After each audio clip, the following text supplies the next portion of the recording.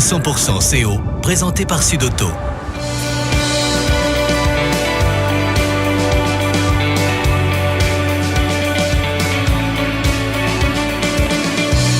Nouveau SUV Citroën C5 Aircross, le SUV en classe confort. Citroën. Le nouveau SUV Citroën C5 Aircross, disponible chez Sud-Auto, à Castres, Mazamet et Revel. 100% CO, tous les jeudis, de 20h à 20h30.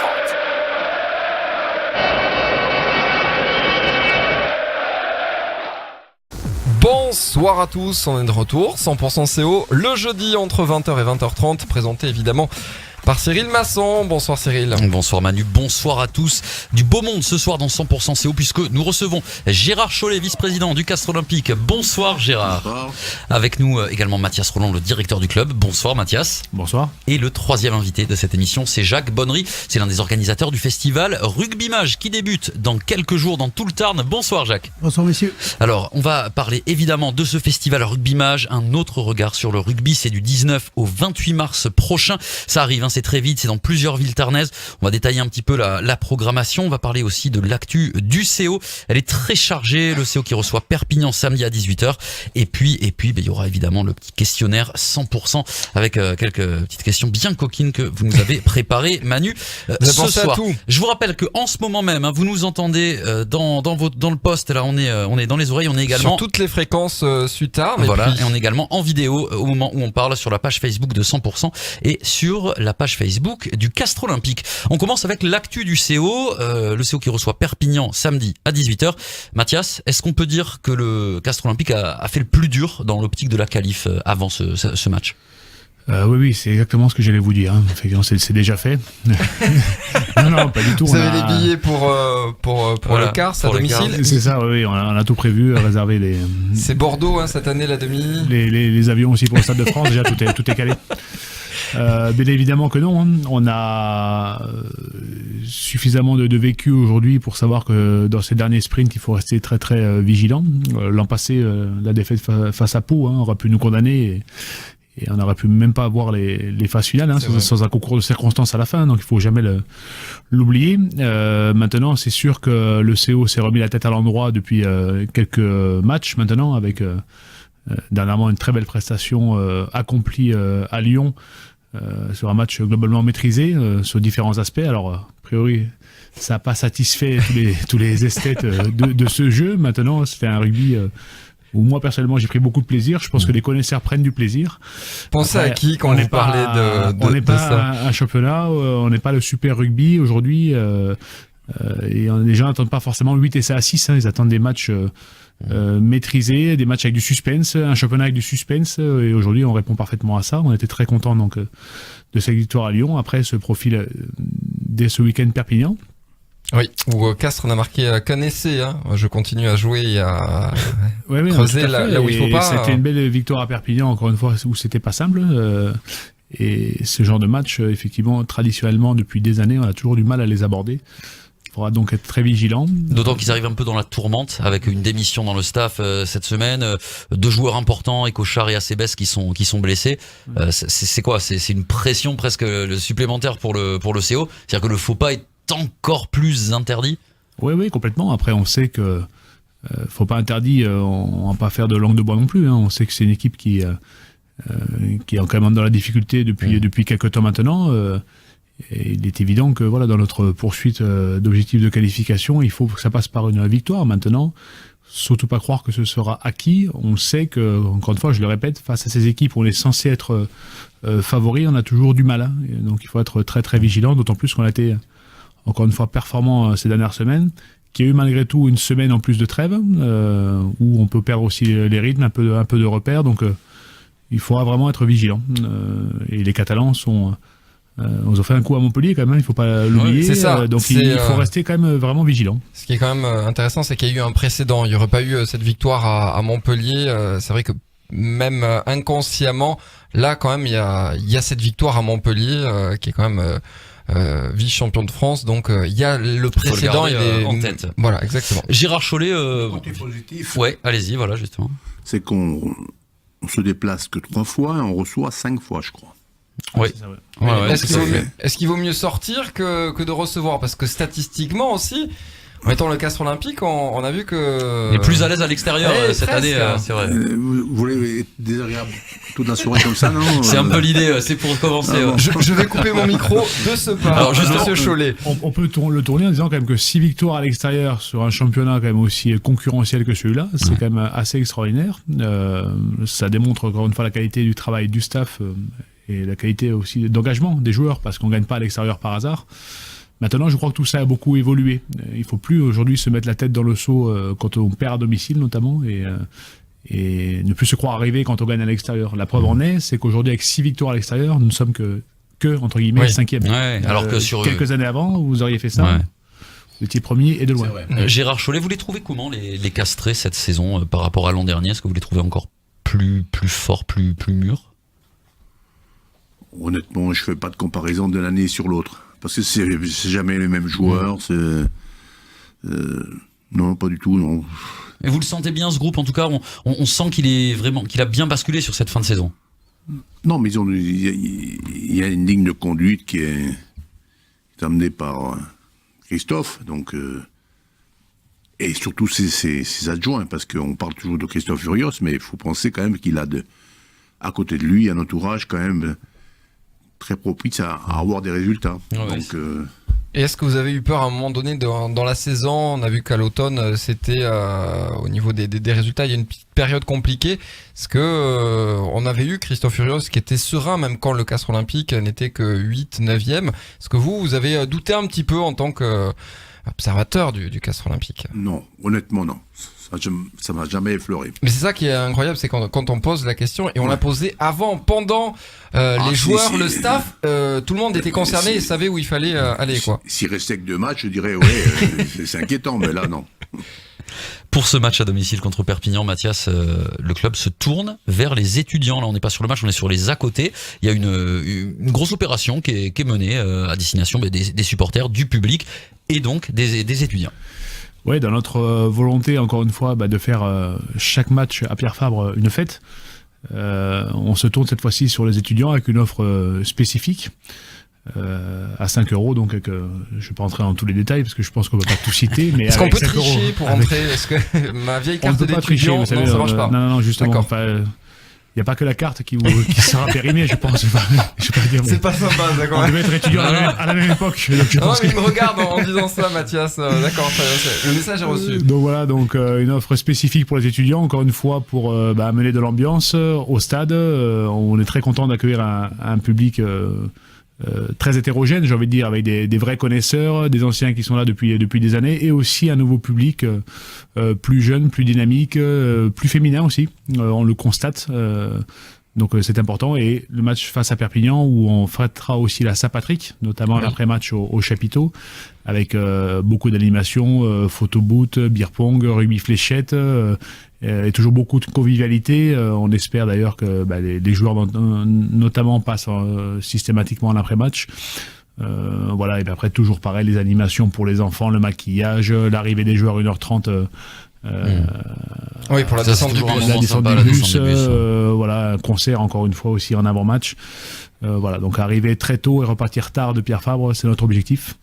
Et au milieu, bien sûr, le point d'orgue avec ce match qui il fera beau en plus. Ils annoncent grand beau, 20 degrés, donc tout pour passer un bon moment. D'ailleurs, les réservations marchent très bien. On est jeudi, mais bon. Pour l'instant, ça marche bien. On marche très bien ce début de semaine. Donc voilà, que ça continue. Et puis, encore une fois, tout est réuni pour passer un bon moment en famille, dans une ambiance conviviale à Pierre Fabre samedi. 18h pour le coup. C'est vrai que toutes ces animations, on le voit pas dans tous les clubs. Mais c'est ce que j'allais vous demander, Gérard Cholet. Ouais. Il y a de plus en plus de monde au stade, le public qui se différencie un petit peu, qui se renouvelle. Vous qui avez longtemps connu Pierre Fabre, justement, ça vous plaît? C'est chouette de le voir comme ça. Je trouve ça sensationnel. Dans le temps, les gens ne rataient jamais le coup d'envoi parce qu'ils savaient que le demi d'ouverture allait taper directement en touche et en mêlée. Mais là, il y a de l'animation en dehors. C'est vraiment sympa. Voilà.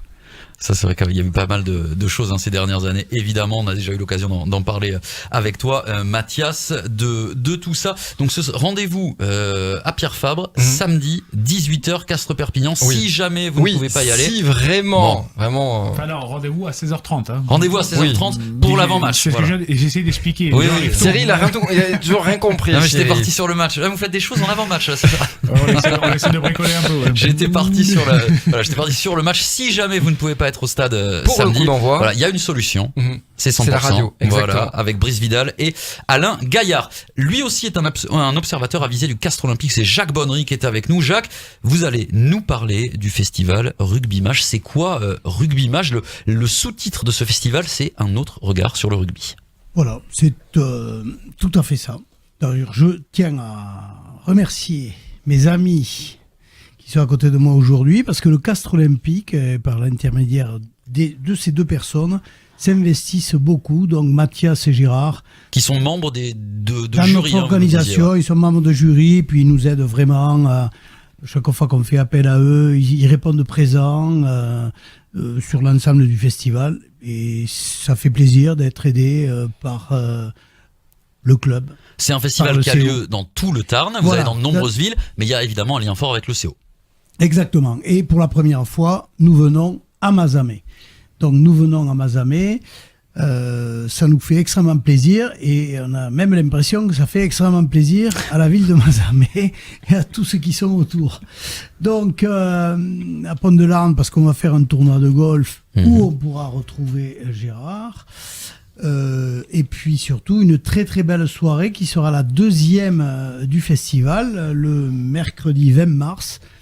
Donc à Mazamet avec comme thème principal la fabuleuse histoire de Lucien Mias. On va faire des projections à l'Apollo. Donc, et après un débat sur rentrer dans le mur ou dans l'intervalle avec des...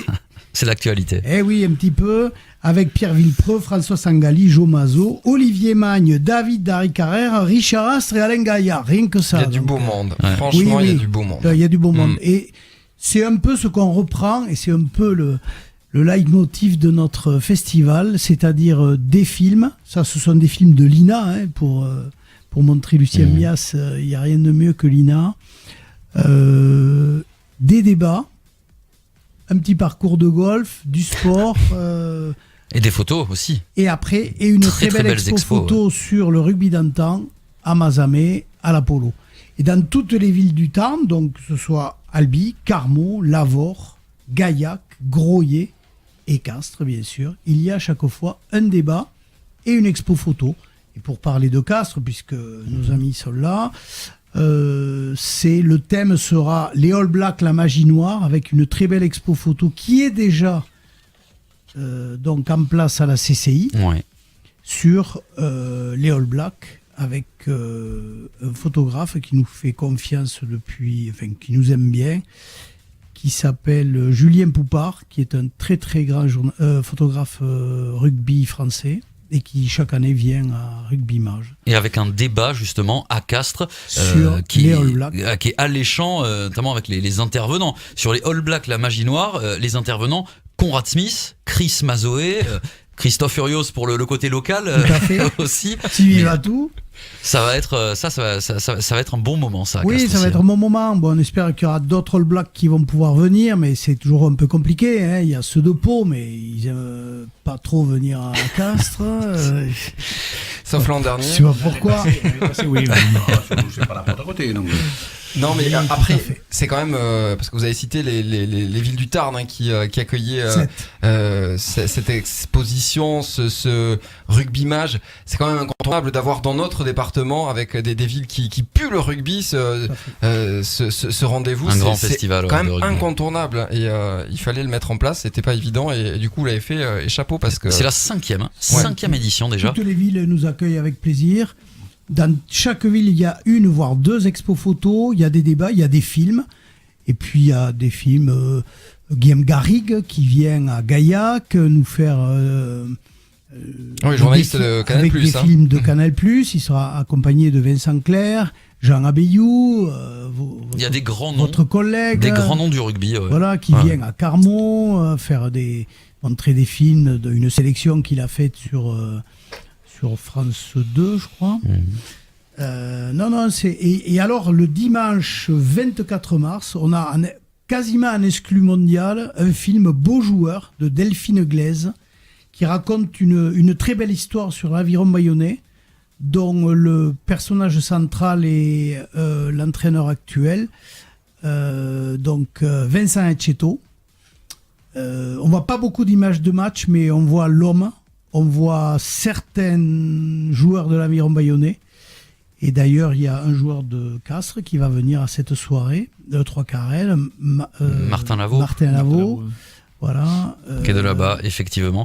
Et donc, c'est à Albi. Et tous ces films, tous ces débats sont entièrement gratuits. Voilà, faut le signaler. C'est ça. Et là, c'est ouvert à tous. C'est ouvert à tous. C'est tourné vers le grand public. De rugby, oui. Pour tout connaître, pour tout savoir, toutes les dates, tout ce qui se passe dans ce festival Rugby Mage, c'est du 19 au 28 mars.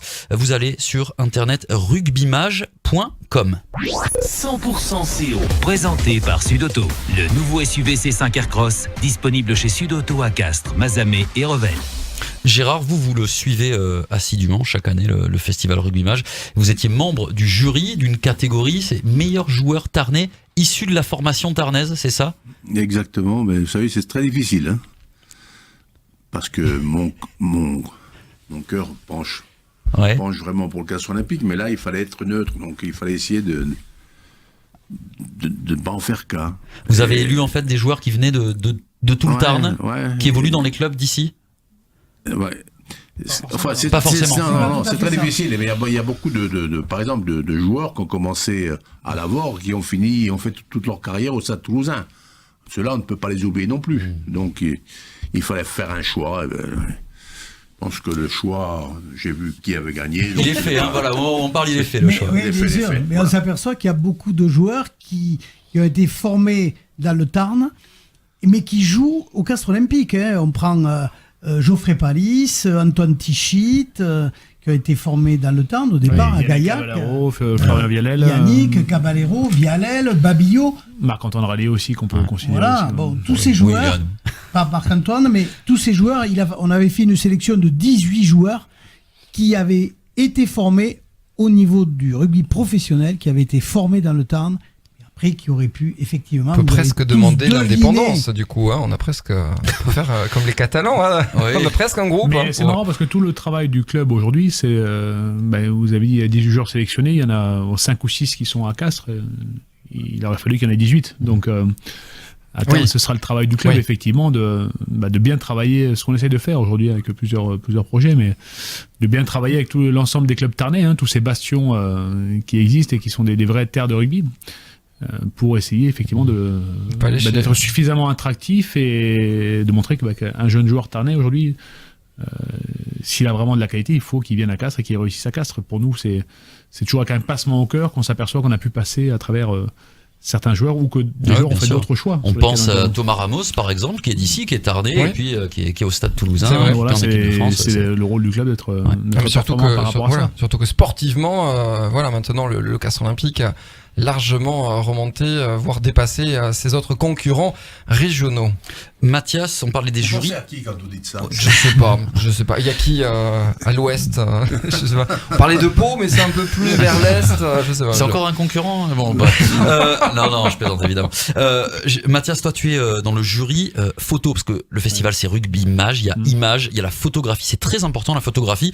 Toi, tu étais donc dans le jury des photos. C'est quoi pour toi une bonne photo de rugby ?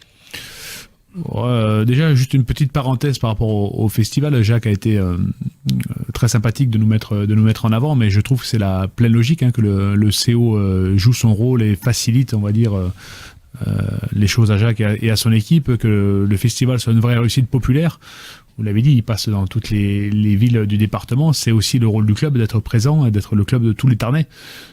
Donc bien évidemment qu'on accueille ces festivals avec grand plaisir et qu'on y contribue en mettant notamment à disposition le bouclier de Brennus pour les soirées de gala, en mettant aussi des joueurs entre guillemets à disposition qui ont participé. Voilà, il est important. Ce festival prend de plus en plus d'ampleur.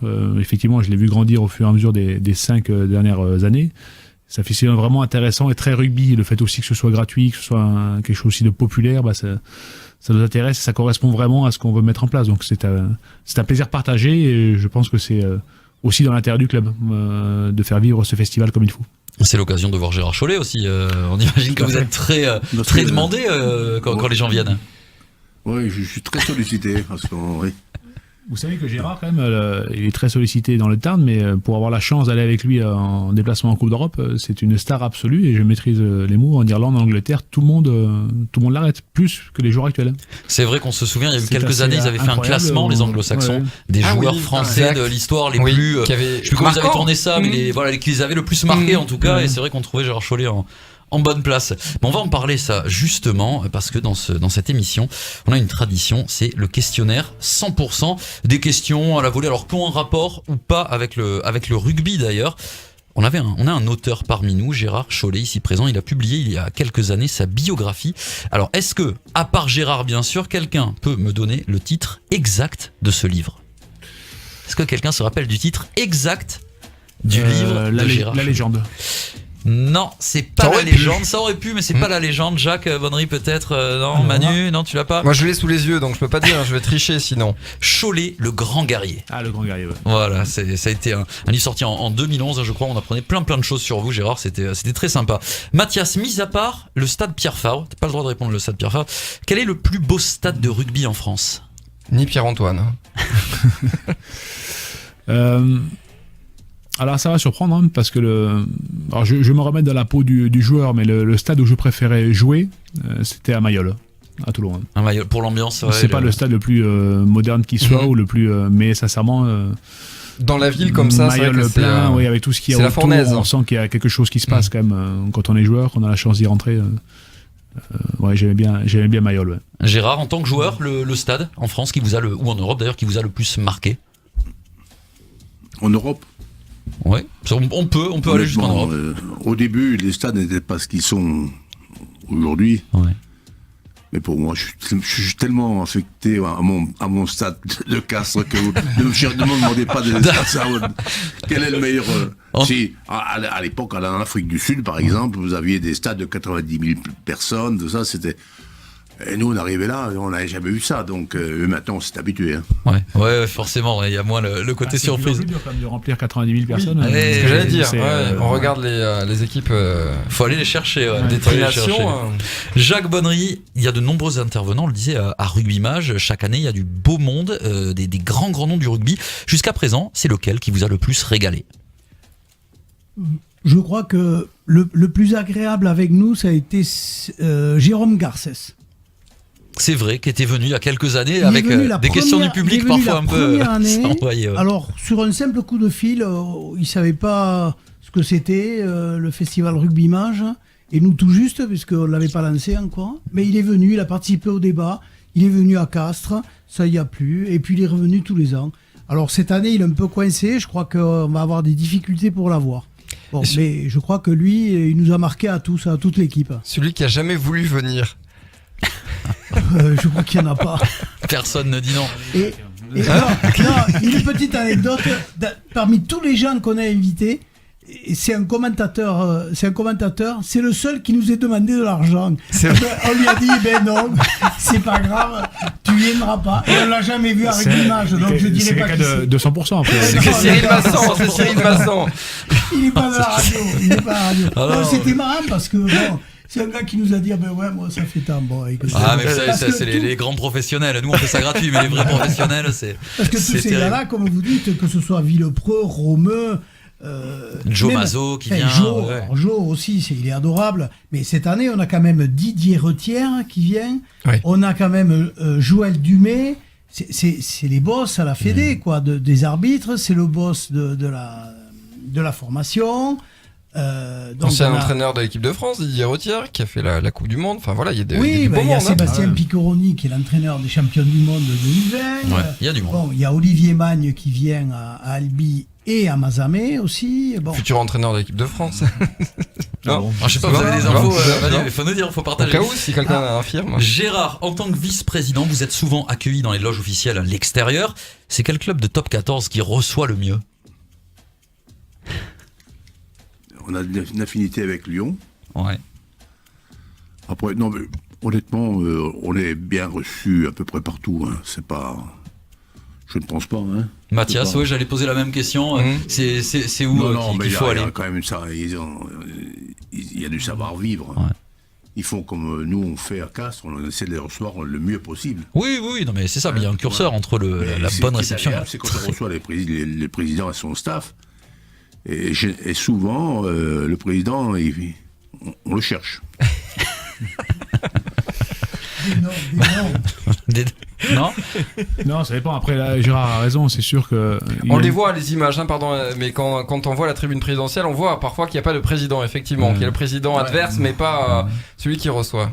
Non, après, il y a effectivement, c'est un plaisir et c'est...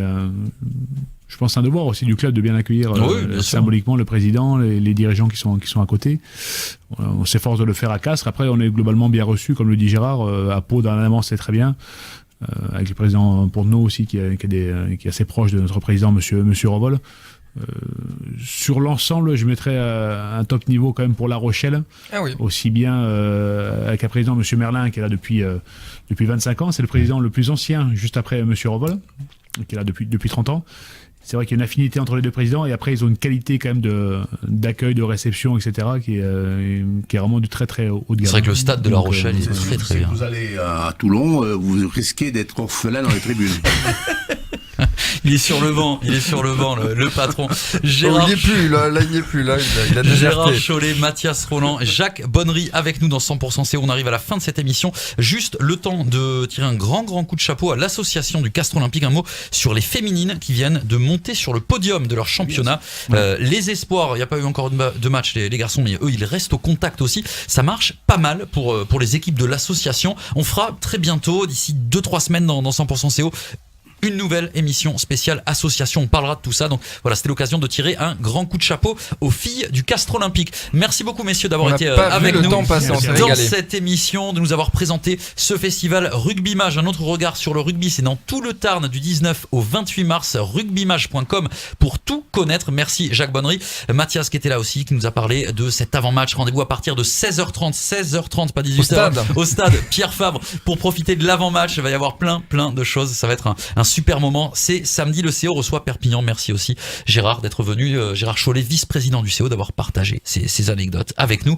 On se retrouve, nous, la semaine prochaine dans 100% CO. Oui, 100% tube pour la suite. Excellent jeudi soir sur 100%. Vous retrouvez la vidéo tout de suite sur 100%.com et puis sur les réseaux sociaux, notamment celui du Castres Olympique. Bonne soirée. 100% CO, tous les jeudis de 20h à 20h30.